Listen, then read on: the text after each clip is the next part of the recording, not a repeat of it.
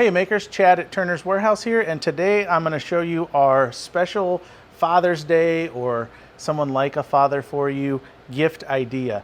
Now this is a cool thing to make for your dad, or if you want to give him a project he can make, it's really good. This knife is very nice. I've actually been carrying one around since I made a few back in December for gifts, and I think you're going to like this. What it includes is a Camillus knife kit. This is a really nice titanium knife. It comes with a set of scales that we make with our cholla and stone. We have turquoise as well as a couple other stones, but turquoise is the bulk of what they come with.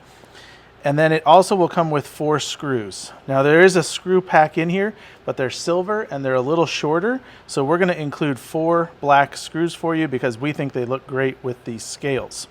The idea with this project was if you wanted to make a knife, but maybe you don't have knife making equipment, this is kind of a smaller version of making a knife. The knife is pretty much made.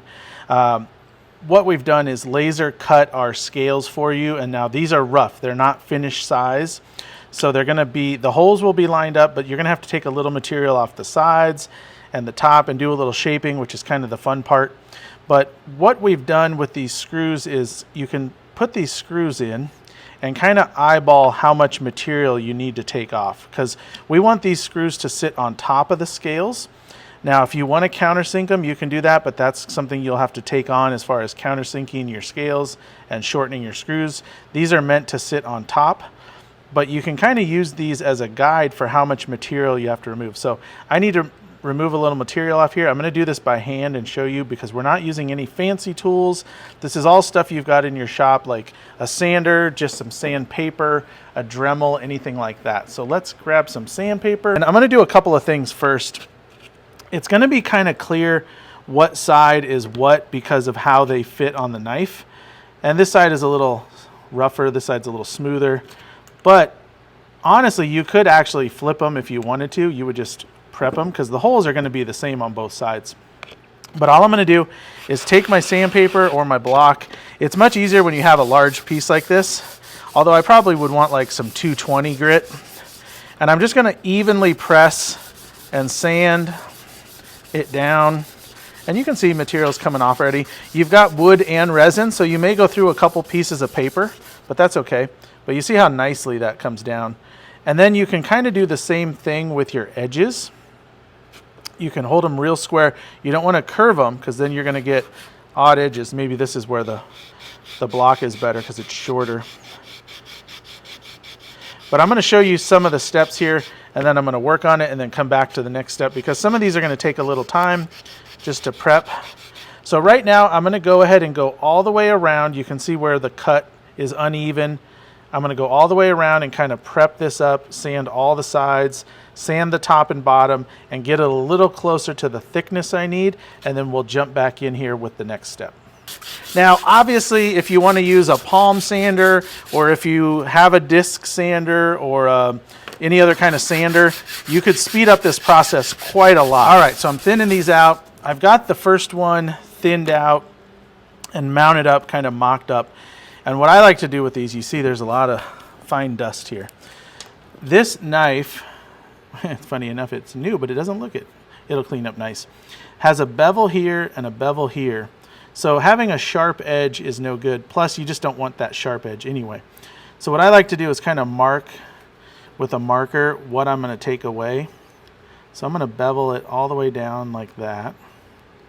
And then when it gets to the back, you can kind of do your own choice. Now, I'm also going to look at this edge and see if I need to remove any more material. And I do want to remove right here. So I'm going to sand this down a little more. I'll just mark the whole thing. That'll tell me I need to sand the whole thing. Boy, this marker's being difficult. And it looks like I need to come up to right about here for my sanding. So now when I take this off, I know that I'm beveling this. I'm going to bevel this. I'm going to sand this corner a little bit here. And I'm going to bevel this guy all the way forward. And that'll kind of line that up. We can do the same on the bottom. We're pretty good as far as the alignment. Well, we could actually use a little sanding up here too. The whole thing just needs a little tiny more, if my marker would work.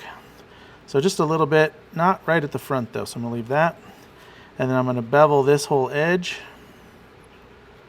Oh, you know what it is? This is a fake Sharpie. That's totally what it is. Amazon got me with these fake Sharpies.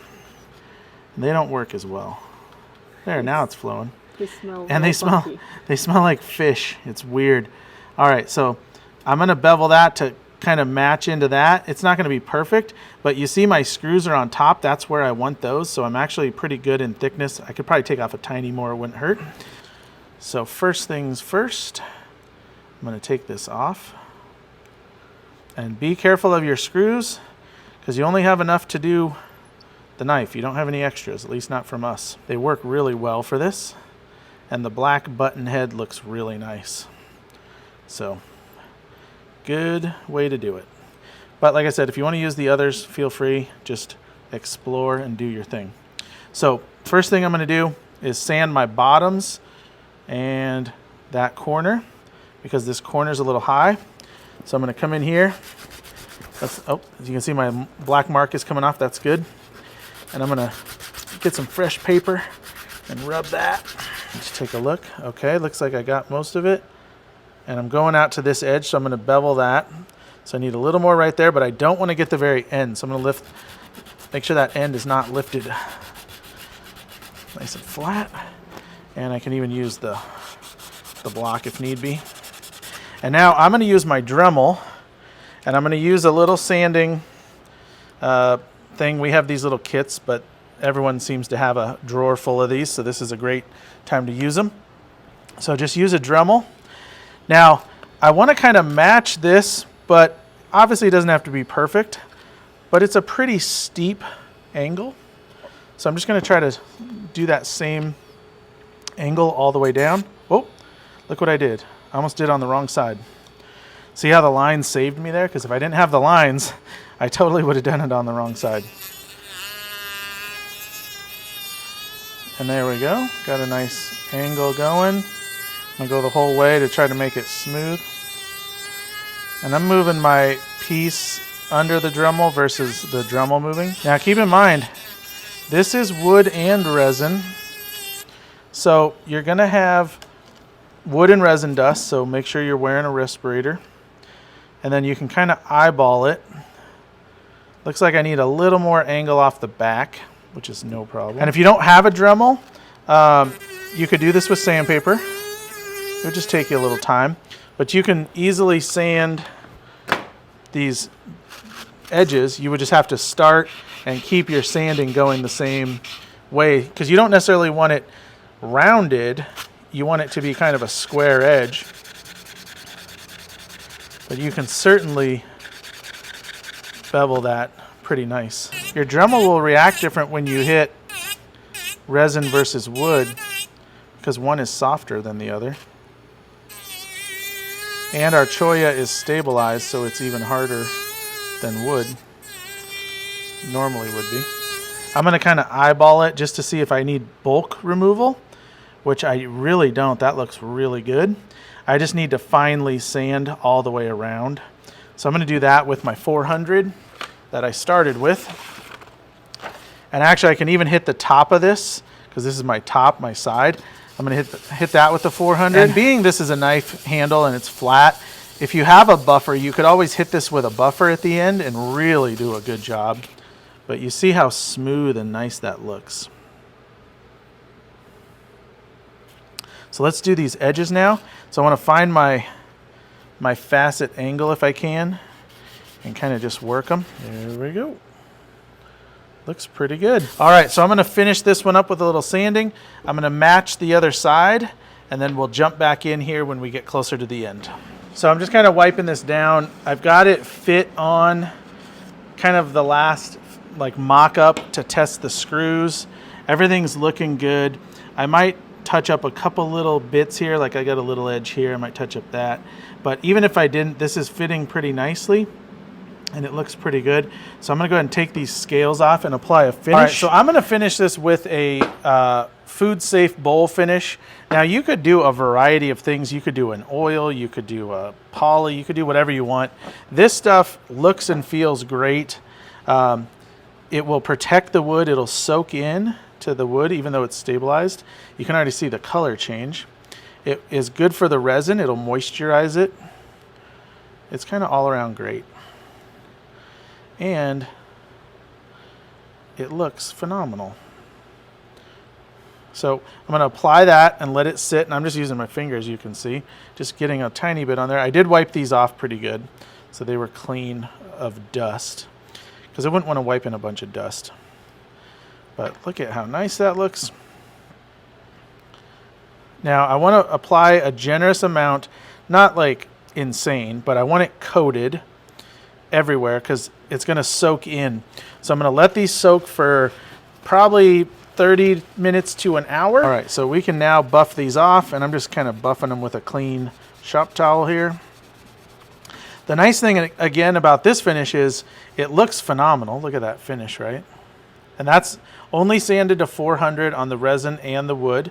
So you could go higher, you could use a buffing wheel, you could take this as far as you want to make it just, you know, perfect. But to me, this is a pocket knife. It needs to look good, but it's also going to get beat up in a pocket, hopefully. Hopefully it'll get used. What I was going to say is this stuff is easy to fix. So if you do have a scratch or you do want to apply some more finish, you just wipe it on. And honestly, you wouldn't even have to take the screws out. You could just wipe it right on and let it sit and then wipe it off. So really good stuff as far as that goes. Now I'm actually going to close that while I do this. Make sure. These are little tiny screws, so you don't want to cross thread them. So you want to make sure they're in place when you get there. And also you want to make sure that your holes are not too tight. So this is tight enough that I'm threading the screw into the wood, even though I didn't thread the wood. It's just because the hole is tight. If the hole was too tight and I did that, I could actually split the wood or the resin. So make sure your holes are good, but not overly tight. So that looks good. They're just barely coming through the bottom. Lined up perfect. There we go. So that is it. Really good looking knife. I do love the turquoise and choya combination, especially because it's not overly turquoisey, but check that out. That is a sweet little knife. Perfect gift. Remember, you can give this as a gift that you make. You can put it all together like you just saw here. Or if you want to give the kit to someone to make themselves, it's a lot of fun and it's a really great looking knife.